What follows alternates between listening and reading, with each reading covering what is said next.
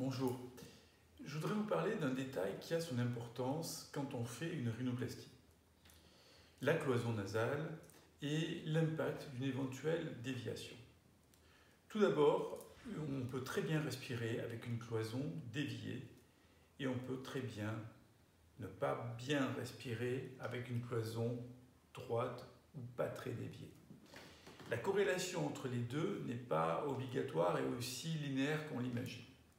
Ensuite, on peut avoir, et c'est ce dont je vais vous parler aujourd'hui, un impact esthétique limité mais présent d'une déviation de cloison. Par exemple, quand on a une pointe tordue comme celle-là, avec ce que l'on appelle un corps étranger intranasal, c'est-à-dire une saillie de la cloison derrière la muqueuse. Très souvent, c'est une déviation de la partie extrême, la plus inférieure, la plus basse de la cloison cartilagineuse. C'est ce pli en bas, parce que souvent la cloison était trop grande au moment de la puberté, et elle s'est repliée pour rentrer dans le cadre qui lui est offert, et elle vient se tordre.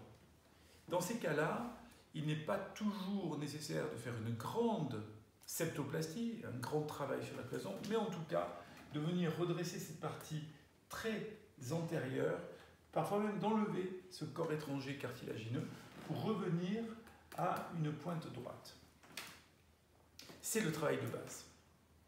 N'oublions pas quand même que quand le nez s'est formé à l'adolescence, la peau s'est formée sur une base asymétrique et qu'une fois sur deux, même quand on a réalisé la cloison, même quand on a remis la structure cartilagineuse droite, persiste une petite asymétrie de narine qui est le souvenir cutané de l'ancienne pointe déviée.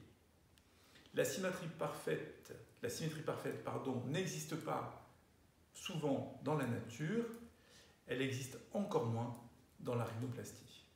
Merci.